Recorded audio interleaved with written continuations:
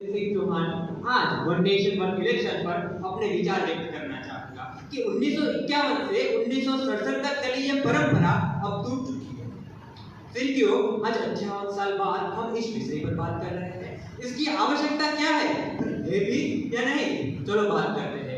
सबसे पहला प्रभाव होगा आर्थिक लाभ। जी हाँ, इस योजना के तहत हम 12,000 करोड़ से भी ज्यादा पैसे बचाकर अपनी अर्थव्यवस्था में 1.5% की बढ़ोतरी कर सकते हैं। और हमें यह भी जानना जरूरी है कि चुनाव आयोग का खर्च 1.35 लाख करोड़ और राजनीतिक दलों का खर्च अन्य 3 लाख करोड़ है, जो एक दूसरे से संपूर्णतः अलग है। दूसरा लाभ यह होगा कि जो समय राजनेता सिर्फ रैलियां निकालने में देते हैं, वह राजनेताओं को हमारे मुद्दों, हमारे समस्याओं पर ध्यान देने का समय मिलेगा और वे लोग संसद एवं विधानसभाओं में अपनी मौजूदगी दे सकेंगे।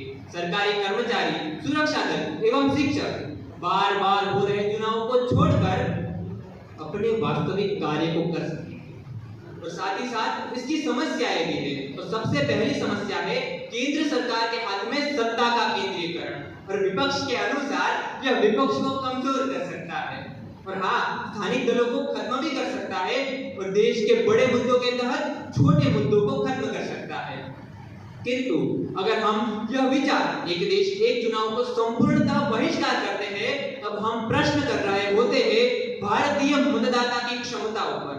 उदाहरण के तौर पर ओडिशा कोई महाविकसित राज्य तो है नहीं, फिर भी वहां एक साथ समुच्चय चुनाव होते हैं और वहां के लोग राज्य में प्रादेशिक दल जैसे कि बीजेडी को विजय दिलाते हैं और उसी समय मतदान करते हैं केंद्र सरकार में बीजेपी को, जो एकदम अलग पार्टी है।